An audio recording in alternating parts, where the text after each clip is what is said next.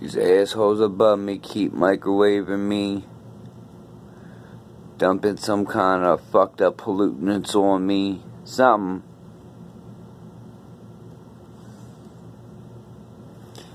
Still, you know, got my coat on from when I went to the store at 11 o'clock.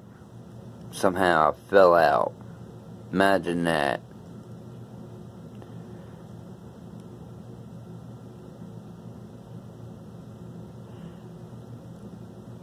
Because that's something that I meant to do, was go to sleep with my coat on.